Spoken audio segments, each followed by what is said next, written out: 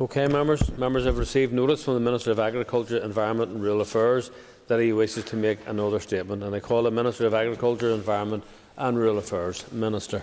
Thank you, Mr Speaker. And following executive approval on the 21st of October, I'm pleased that I can stand here today as Minister for Agriculture, Environment and Rural Affairs, presenting to you the draft Green Growth Strategy. My department, on behalf of the Northern Ireland Executive, has been leading the development of the Green Growth Strategy, which is an important milestone for Northern Ireland in the fight against climate change. There is a widespread recognition that by continuing to meet our consumption through traditional methods such as fossil fuels, we're having a damaging impact on our environment. Green growth means using the move from a high to low emission society to improve people's quality of life through green jobs and a clean, resilient environment, and that is exactly what we intend to do with the Green Growth Strategy. It is a multi-decade strategy which sets out the long-term vision and solid framework for tackling the climate crisis in the right way and helping us meet our targets to support the UK's goal of achieving net zero by 2050. I am delighted that this strategy has been agreed by the Northern Ireland Executive and is something on which we can all work together for a better future for us and for generations to come, and I'd like to thank Ministerial colleagues for their support. I would, however, stress that we as an Executive need to show leadership. We need to walk the walk and not just talk the talk. And the draft Green Growth Strategy contains 10 commitments that will ensure that we do just that. I'd also note that there is something that starts with each other, or with each one of us. We can all make it different. Across all sectors, businesses, organisations and as individuals, we will have choices ahead of us where we must make the right decisions for the environment around us. Our natural environment is one of the most beautiful in the world, our stunning scenery is world famous, and we must protect it. It is precious to us, and we must do everything we can to preserve it for future generations. It is our responsibility. And we're not starting from scratch. We've already come a long way in terms of reducing our emissions in Northern Ireland, but we can do more and will do more. We now have an executive-approved environment strategy, which will be key in setting out environmental priorities and will help deliver on the Green Growth Strategy. This will be an important document in dealing with the environmental challenges that we face. I will be making a statement on the environment strategy this morning. As I already mentioned, the draft Green Growth Strategy includes 10 commitments which will set out how we balance climate action, clean environment and our economy, and demonstrates how we as an Executive intend to approach these issues as part of our COVID recovery plan. For example, Executive Ministers have agreed to lead by example through delivering a government, state and fleet with net zero operational carbon emissions and ensure a green growth aligned procurement strategy for all government spend. We also aim to embed green growth into all of our decision making. We have committed to ensuring that green growth is central to all our policy and budgetary decisions by introducing green growth test and making green growth a budgetary priority. These commitments represent our aspirations and the ambition that we have for the future of Northern Ireland and the emphasis we are placing on taking action now. We want to inspire, support and lead as we embrace new challenges and indeed new opportunities. At this stage, we have not set specific targets. A detailed action plan is currently being developed, which will set out what we need to do. It will identify sectors, establish emissions reductions targets and outline the actions required to deliver on the commitments of the Green Growth Strategy. We recognise the need through the Green Growth Strategy to coordinate planning and delivery across climate, environment and green jobs. And by way of example, the Energy Strategy, an executive strategy which is being led on by the Department for Economy, provides an ambitious pathway to decarbonising energy. The strategy covers almost 60% of our total emissions and forms an important part of Northern Ireland's overall plan to addressing climate change. So we simply must work together on these important issues. I'm pleased to say that we have been liaising closely with the team leading on the development of the Energy Strategy, and it has an important role to play in achieving our green growth goals. The draft Green Growth Strategy is underpinned by a set of principles, with the aim of integrating a new way of thinking into how we operate.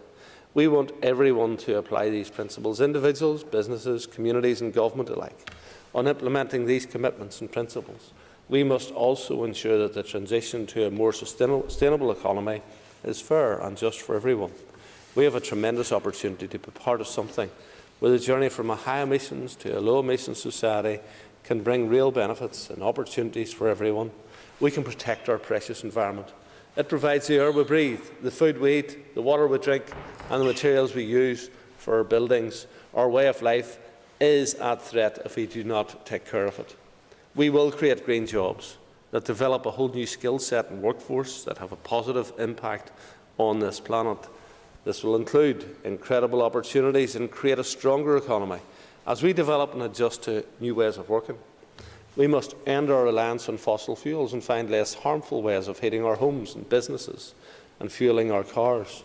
This in itself presents huge opportunities for doing things differently, such as exciting opportunities that hydrogen brings, and we are already making great progress in that area through the likes of Wrightbus. We must provide opportunities through investment and innovation to help us advance new ways of working, for example, the potential of using waste streams from agriculture to provide energy, which can also help solve an environmental issue. We launched the Green Growth Strategy at Artemis Technologies in Lisburn. They are leading on a project to decarbonise the maritime sector by launching the world's first high-speed emission passenger ferry. Artemis's design makes high-speed and high-range electric propulsion a commercial viability for the first time. And through working with local universities and companies comprising experts in the fields of aerospace, motorsport and yacht design, they are creating highly skilled jobs and even have an apprenticeship programme training people to achieve the skills they need to work in Artemis. This is a great example of green jobs, and I look forward to seeing what comes next from them as they continue innovating to solve the issue for the maritime sector. Through innovation, research and development, investment and the need to think differently, the technology is currently being developed here on our doorsteps to turn problems into solutions. I believe that this can be the beginning of a green revolution, the next industrial revolution, which can help rebuild our economy following the COVID-19 crisis.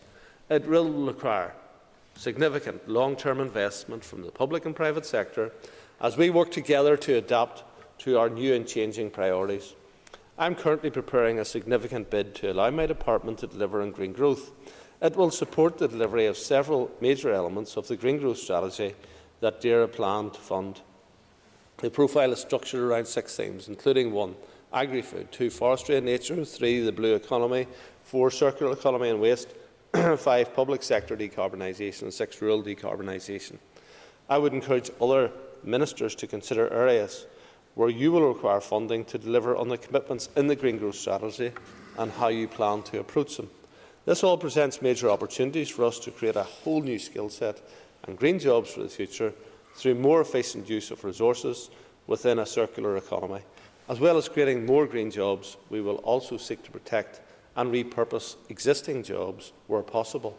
In addition to launching the Green Growth Strategy, we have also kick-started a period of consultation on the strategy. I'd encourage you all to respond, as we want to hear your views. They are important and will inform the final document. We are living the green growth ethos, and to that effect, we have not printed any copies of the draft strategy. It can be found online on the DAERA website, where you can also respond to the consultation. Having attended COP26 last week, as part of the UK party delegation, I can only reiterate that the Green Growth Strategy is the first step on our journey to Northern Ireland to addressing the conjoined climate and nature emergencies. And as the strategy indicates, we can, we will and we must act now and make a significant difference. Innovation and collaboration will be critical on our journey to a UK net zero and being nature positive. We cannot afford to wait and must act now. It is clear that Northern Ireland, as part of the UK, must lead by example in our actions, and others look to us for that leadership. I am hugely impressed by the innovation and leadership already underway by the private, public and voluntary sectors, and how, when we work together, we can achieve positive outcomes which benefit our climate, biodiversity and economy. We must continue to build upon these successes. Earlier this year, with the agreement of my executive colleagues, Northern Ireland joined the Under 2 coalition, which brings together 260 governments representing 1.75 billion people and over 50% of the global economy. The Under 2 provides a means of those regions and states who are now a signatory party to the COP to show their ambition globally to tackling climate change.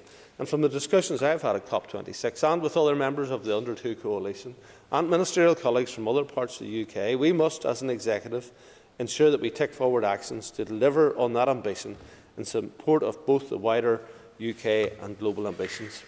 It is clear from my discussions at COP26 that we must tackle climate change and biodiversity loss together to secure our health and well-being and deliver a truly green economy for Northern Ireland. So I'm encouraged by the examples we have seen from Northern Ireland and across the UK that with the right interventions and nature-based solutions we can, we will and we must restore our natural capital assets and support a prosperous, low-carbon, high-nature future for all. The Green Growth Strategy is a big step forward for Northern Ireland as we move from a high to low emission society. This decade, the 2020s, has to be a decade of urgent action. Today we act, tomorrow we thrive. Thank you. I call Declan McLear. I thank the Minister for his statement. The Minister will be aware that across the island of Ireland we produce enough food for over 50 million people a year, and in the north we have about 10 million of that share. And of course that's thanks to the hard work of our farmers and the wider agri-food sector. Could the Minister give us any indication as to how the Green Growth Strategy will interact with his future agricultural policy? Thank you. The future agricultural policy we're seeking to establish will recognise that we need to do things differently. Wetting our peatlands, for example, will have a consequence. And how do we deal with that consequence? And peatlands are critically important in terms of all of the issues around carbon. Because currently our peatlands, many of them, instead of being carbon stores, are carbon emitters. And we have to deal with that. And in dealing with that, that will have an impact upon those who farm in those areas. And therefore, there's a course of work to do.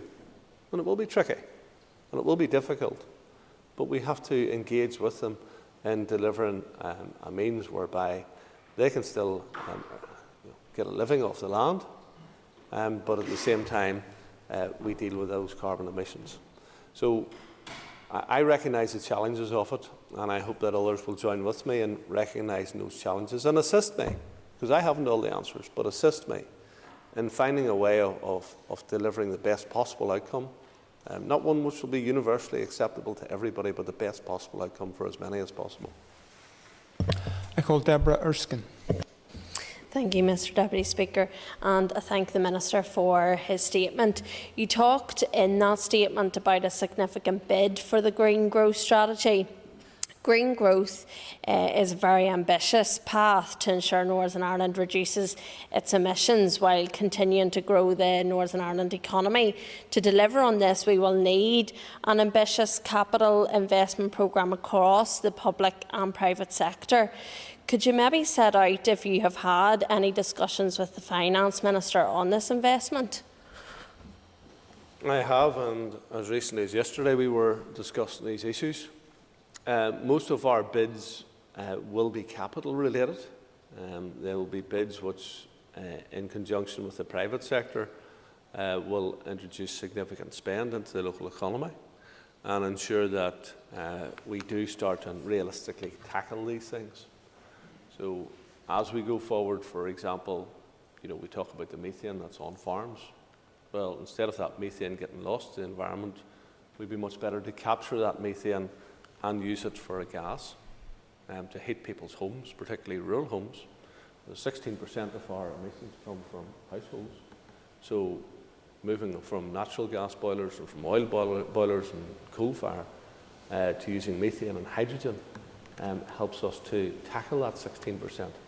And it also helps us to, at the same time, tackle the 27% that comes from farming. So we're talking about many hundreds of millions over the course of the next number of years need to be invested to make this happen.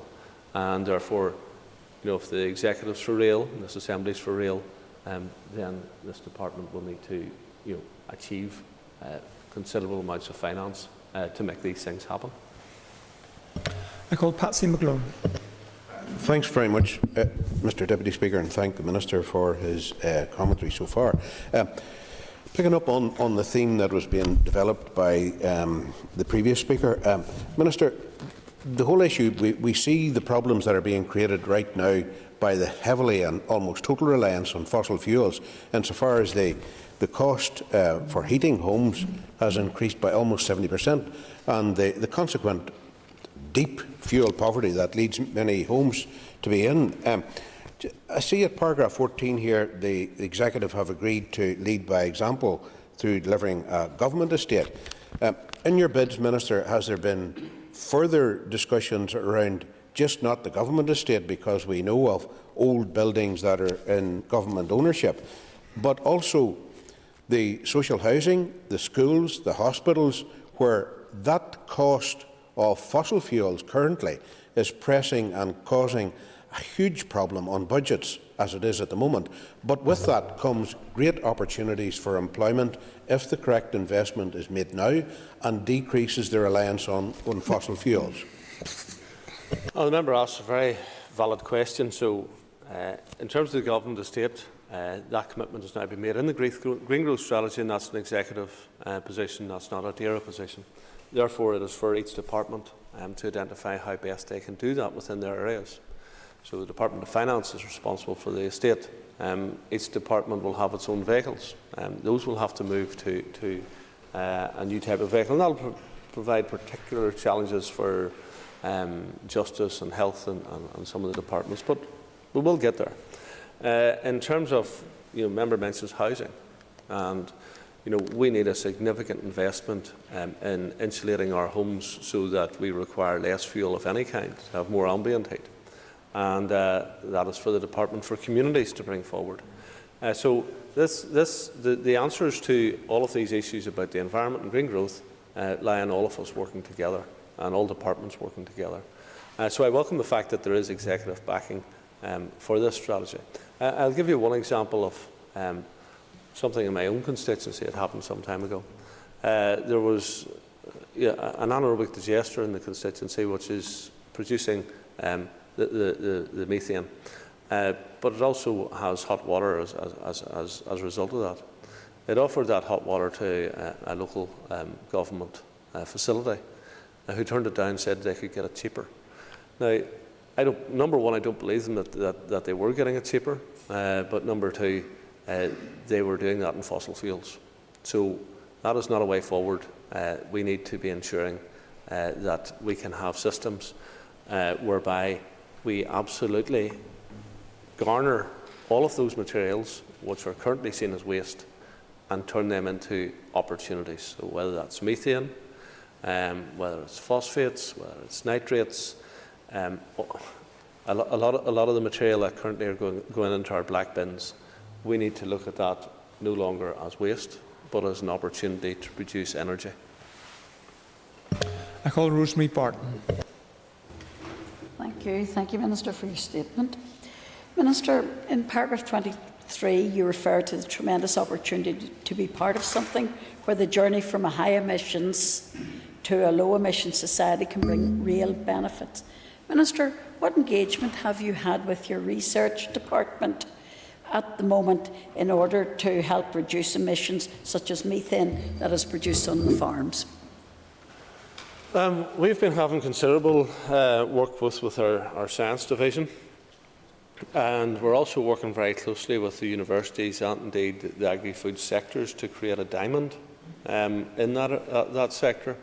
And that diamond will be about ensuring that not only will be involved in qualitative food production, but getting qualitative environmental results.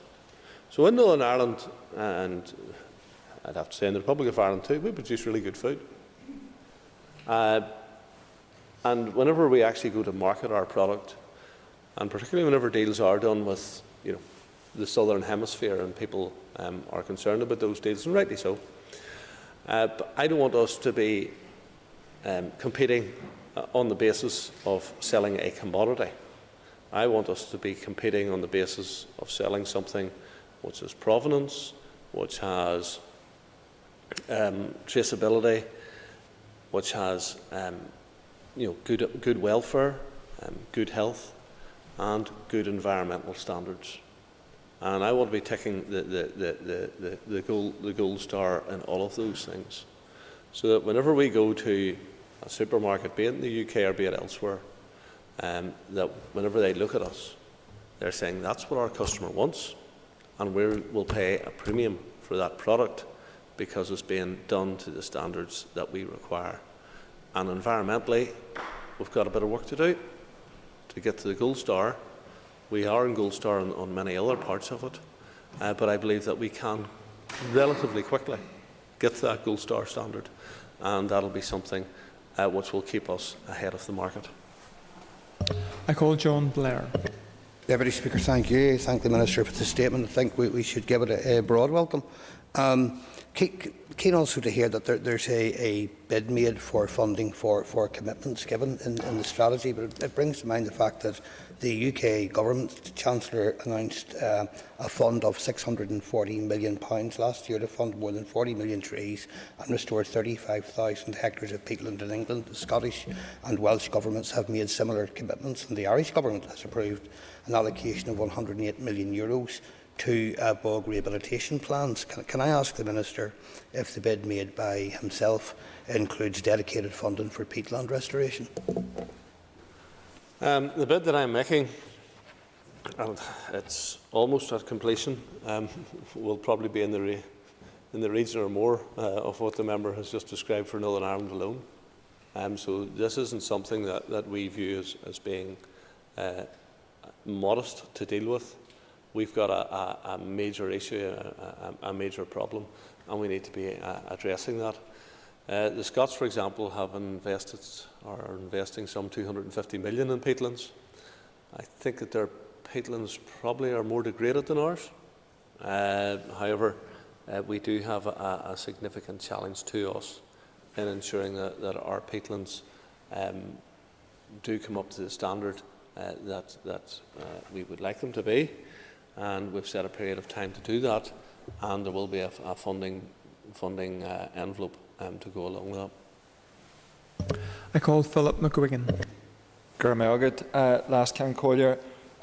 Aspiration, support, ambition, urgent, vision, inspire, leadership are words, Minister, that are dotted throughout your statement. And at paragraph 8 you say we need to walk the walk and not just talk the talk. It's as if, Minister, you're trying to troll us here today.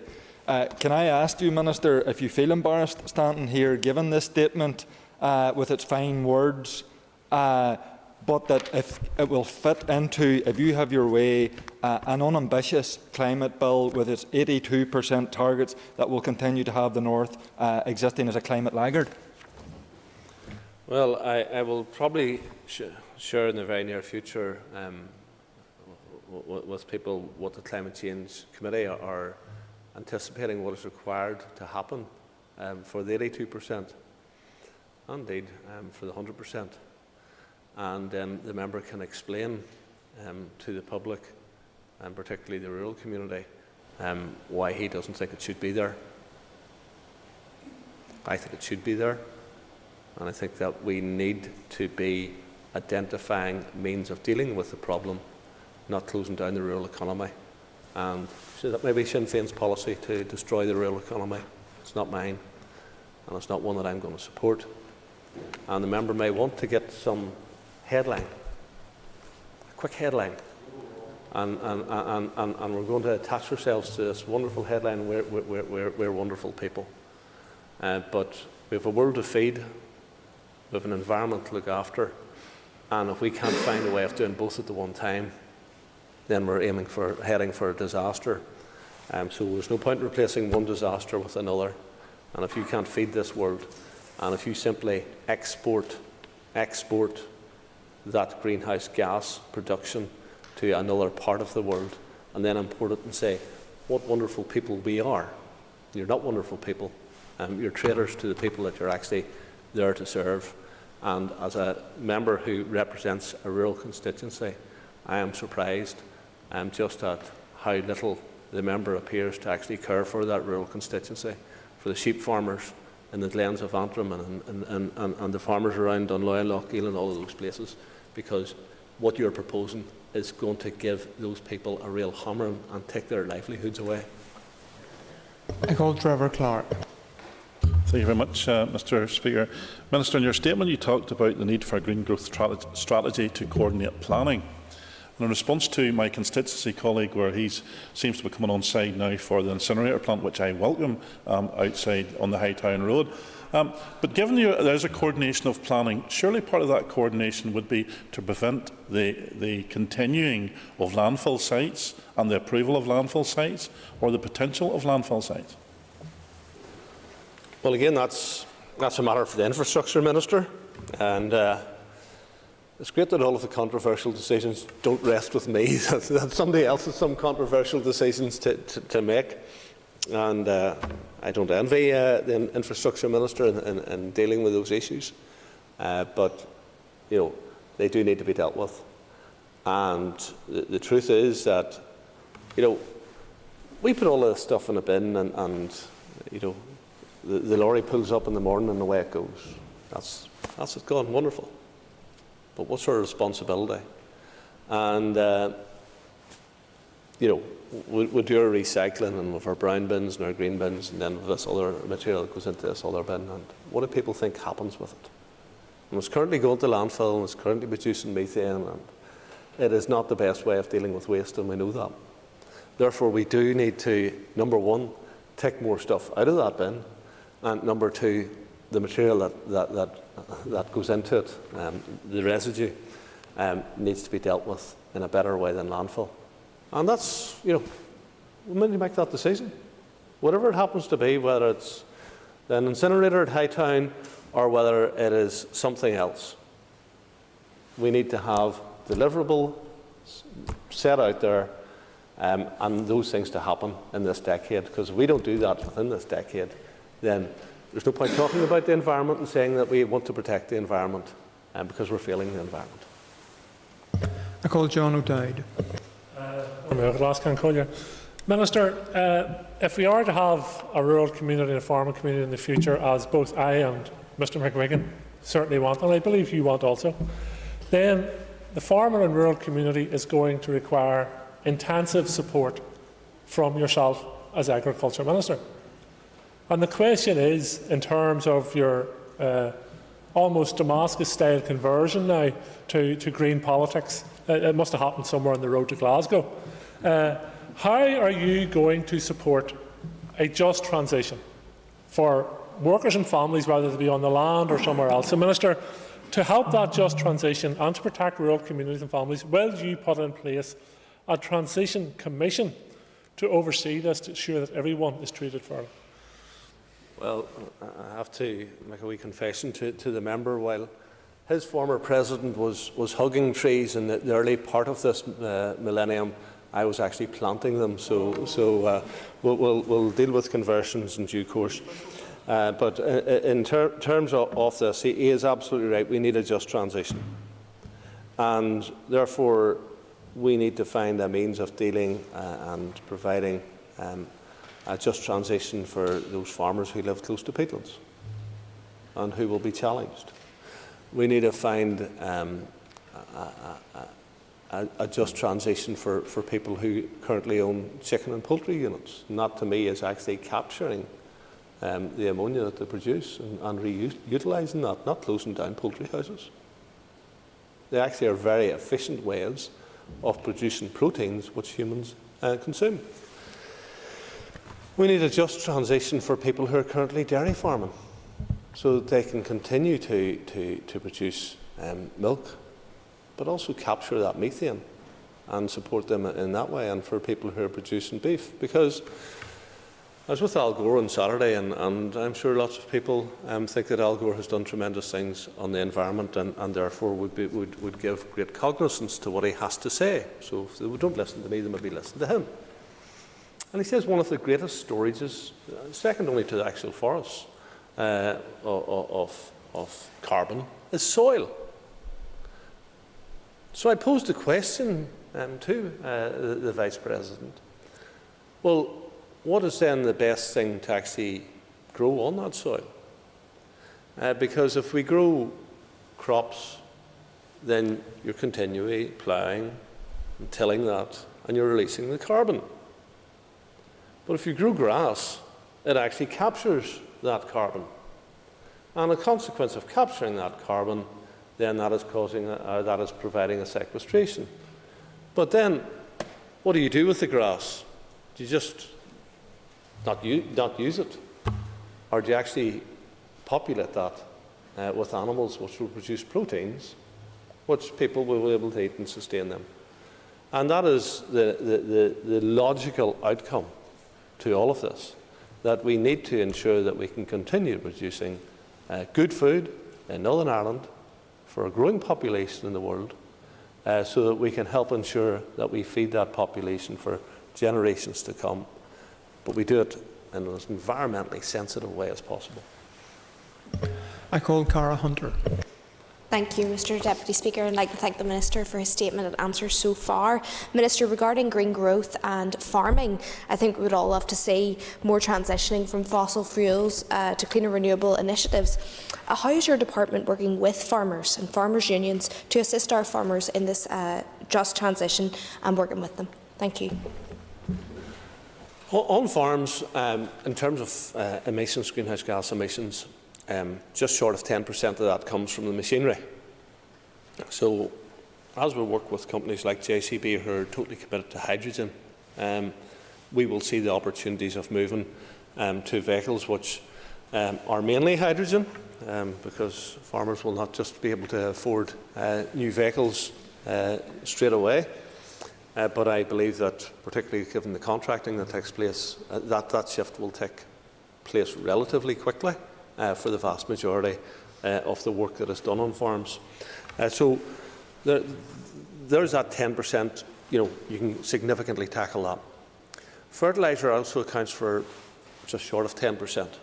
So if we actually anaerobic digest more materials and we capture that methane, which is one element of it, we will be able to actually use that digestate more appropriately on our land.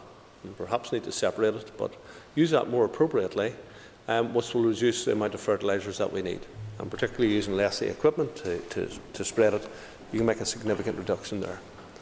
57% of the emissions actually comes from the animals themselves.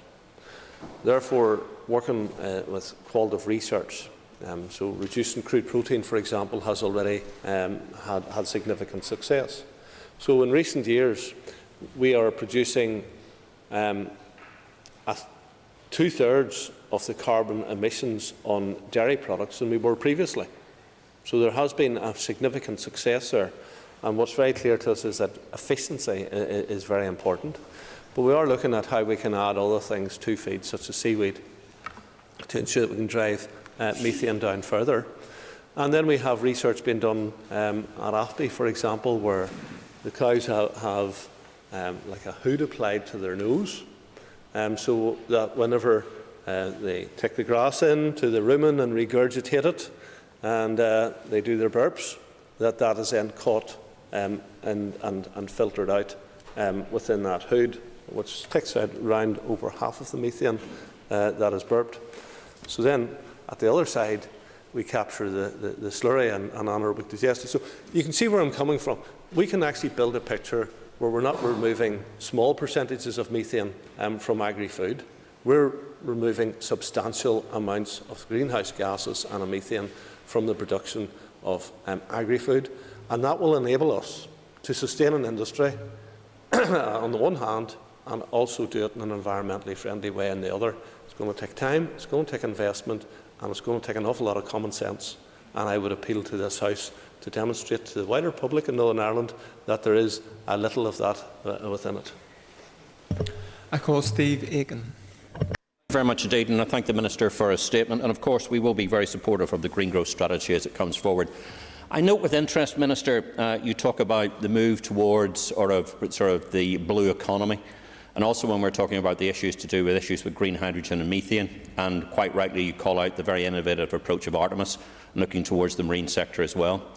The Minister will be very aware that the United Kingdom is pushing towards an increasing part of our GDP being spent in research and development, bringing up to 2.4%. But Northern Ireland, ours, is at an abysmally low level of 0.8%. Could the Minister outline his vision for bringing together all of the executive and across all of the sectors of Northern Ireland to make sure we're able to capitalise on both sort of the ammonia project and also green hydrogen as well. Thank you. One of the departments that has a considerably higher investment in science and in research than 0.8%, and I will get the member the figure. I think that realistically, we can only move forward, Mr. Deputy Speaker, on a really positive future for Northern Ireland if we invest in research and development, because scientifically and innovation and technology, we will develop answers to the problems that we currently face and address. And it is incumbent upon us to invest in science and innovation and technology if we are to achieve that at a faster rate. So personally I agree with the member that we do need to be investing in all of those things, and research and development, because without it we will quickly fall behind and will be leaning on others to do that work. And then, so I'd be much keener that AFBI, for example, are selling their research to other parts of the world, having delivered for Northern Ireland. I call Cathal Boylan. Could I thank the Minister for her statement? But Minister, given the focus on producing clean, renewable energy and the cross-departmental nature of this strategy, as well as the fact that current climate targets mean we cannot even use all the petroleum reserves we currently know of, will the Minister be encouraging the Department of Economy to put a halt to all licensing for petroleum exploration? And I hope for the Minister attending COP26 that he's finally copped himself on. You know that the member represents a rural community as well, and the energy strategy is an important element of the work that has been done by the Department for Economy, and as I indicated, accounts for around 60% of emissions. So it is very important that they get that energy strategy right, and I know that they are working close to the end of it, and hopefully in the near future you'll be able to question the Minister directly on what his intentions are. I would say that Northern Ireland is uniquely placed to benefit from hydrogen, in that, first of all, we have, I think, the capacity for over 50% renewables now. We mightn't quite be utilising all of that capacity because we don't have the ability to do it or to store it. So how can we push that on up? I believe that have pressed at COP26 that we need to have green bank opportunities, so that people who want to install solar panels but who struggle to borrow money, for example, to do it, will have that ability to do that, because it pays itself back in about 5 years. Where those people, those landowners who want to introduce further wind energy will be able to find that support and that ability to do it without having to rely on large companies to come in and do it. And of course we do need to develop offshore wind energy. Again, that's going to be controversial, Mr. Speaker, because there's going to be some people who won't like that. But if we're to face the challenge of having renewable energy instead of using fossil fuels, it's something that is absolutely necessary and we have to do. Now, that's not to say we'll just cover all of Northern Ireland's coastline with wind turbines, but there will be applications that come in that need to go through all of the processes and enable that to happen. And when producing that renewable energy, then we electrolise it and turn that into hydrogen, which we can run our buses, our lorries, our tractors on. And I would hope in future that we will be running our cars on it, because I see it as a much more reliable and environmentally friendly way than actually extracting lithium and cobalt and all sorts of minerals from Africa, and in some places using very dodgy techniques to do that. So Northern Ireland is uniquely placed to do that, and our gas pipe network, Mr. Deputy Speaker, is capable of carrying it, because it's actually a plastic network as opposed to metal. And we can do that. We can provide biomethane to people's homes, and we can switch from using fossil fuels to renewable fuels over the course of a reasonable period of time, and that adjustment can take place, and it needs to start soon. I call Kelly Armstrong. Thank you, Deputy Speaker, and thank you, Minister. Minister, I'm very disappointed this has become a very dour conversation today with you about this, because this is a strategy that we should be celebrating. It's a cross-executive strategy. Minister, I'm very aware that in February 2020, this Assembly declared a climate emergency, and thank you very much for bringing forward the green growth as it is today. I would hope that you would actually have included a green growth impact assessment to hold all our feet to the fire to make sure we were going to deliver on this. But Minister, just to ask you, you talk about cross-departmental working, and one of the things that we can improve upon, of course, is how our homes are heated, and you've mentioned that just now with regards to hydrogen.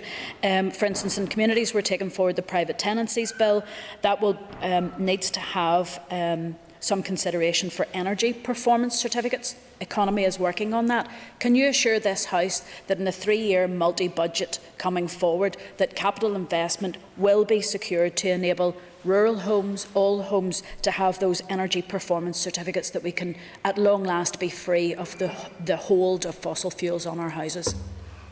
That would be an issue for another minister to deliver upon, and I believe that's the Department for Communities. And it demonstrates the importance of cross-working. So the Department of Finance, for example, are responsible for building regulations. The Department for Communities are responsible for housing. The Department for Economy, for Energy, and ourselves, of course, with a very important role in all of this. And it's the combination of all of these departments coming together and working closely together that can actually deliver the outcomes that the member wants. So she's absolutely right. As I indicated, households account for 16% of the emissions. We can get quick wins in that. And under my vision, to heat people's homes with hydrogen and biomethane, and run vehicles on hydrogen and biomethane, will help sustain an economy that currently exists here, which is largely the agricultural economy, and ensure that we have renewable energy. And you know what? I hear people saying, well, why not continue to burn cheap fossil fuels? I'm very clear in this. Number one, we're not in control of whether it's cheap or not. Vladimir Putin and the sheikhs in Saudi Arabia and other places are in control of that. I would much prefer to have a renewable energy that is produced in Northern Ireland, that we will know the cost of every year coming in, and its cost is not particularly variable, and therefore we can give housing and homes and people across Northern Ireland energy security because it's produced here, and we can give them a security in terms of the cost of it because its adjustments will be very modest, single-digit percentage changes, as opposed to the massive changes that we have seen this winter. I call Matthew O'Toole. Thank you, Mr Deputy Speaker.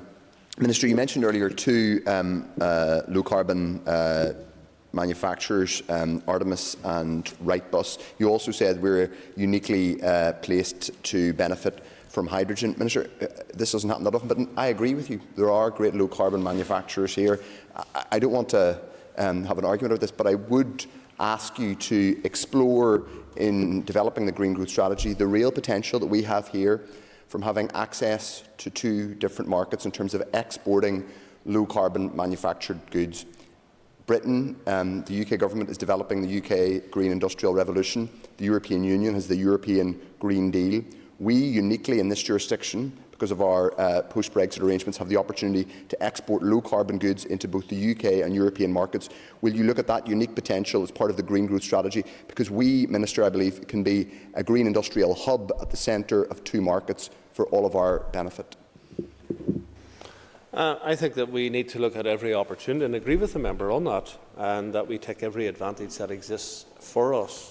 Northern Ireland was at the forefront of the Industrial Revolution. Belfast was a hub, and this place was thriving 120 years ago, at the turn of the 20th century. And we can be a thriving hub once again of green technologies moving forward. And some people may deride that and say that is wishful thinking. I just look at companies, and they name two, Wrightbus and Artemis, and there's lots more out there. So we shouldn't really be focusing just entirely on two. But I look at what they're doing, and Artemis is projecting a 6 billion turnover over the next 30 years on this, and they've got significant investment to achieve that, and that's for this particular project. So the opportunities that exist are vast. No one probably anticipated the opportunities that would come around through tech in the 1980s. And therefore, we need to grasp these opportunities, and because I can tell you this, irrespective of what governments think, the businesses, the big businesses in the world, are only going to want to acquire products that come from environmentally responsible producers. Therefore, those who want to lag behind don't have a future, in my opinion, because the large companies won't want to do business with them, and consequently they will do themselves out of opportunity. I call Jim Allister. Thank you. It was alluded to earlier. I'm sure many of the poultry farmers in my constituency would first and foremost have liked to have heard of the long-awaited ammonia strategy. But in respect of this strategy, the question I have is, of course, going forward, one will look for significant private investment. But the Minister's vision in this strategy will, of necessity, involve considerable public purse expenditure. Surely there's been some scoping of that. And can he give us, I don't expect a precise figure, but can he give us an indication of what the demands on the public purse would be to deliver what he's talking about today? Over the course of the next 5 years, my department will be bidding for probably somewhere in the region of $750 million, in and around that, for investment. Most of that will be capital. Much of it will create opportunity and will create jobs and will tackle significant environmental problems that exist here at the same time. And that's the reality, and that's what I've tried to spell out for people throughout this, that this doesn't come without pain, it doesn't come without investment, and will also require significant investment from the private sector and from the wider public as well. So there's no, whenever we get up and make the fine statements, we need to recognise that there is no cheap way or no easy way of actually delivering upon those fine statements. I call Justin McNulty. Minister, I welcome your statement and I welcome any initiatives to help our biodiversity, our environment, our green economy. However, what I don't get from this statement, Minister, or the statement previous, is a sense of urgency.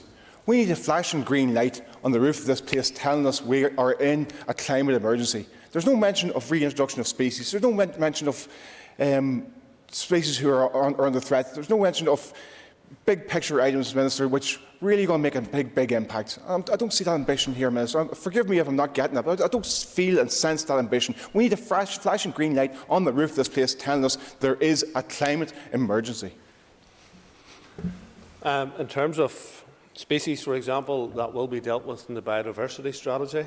This particular strategy is about how we can actually ensure that we take the right steps environmentally to address a range of issues and at the same time allow our economy to grow. So some people might think that you can't do both. I'm absolutely confident that not only can we do both, we will do both, because we have innovative people out there who are working right across our country doing wonderful things. And the more we can hook up and connect to those people and facilitate them and assist them in what they're doing, the quicker we will get that turnaround and that change that is necessary and the member desires. And that concludes questions to the Minister on his statement. I would ask members to take their ease for a few moments for the next item of business.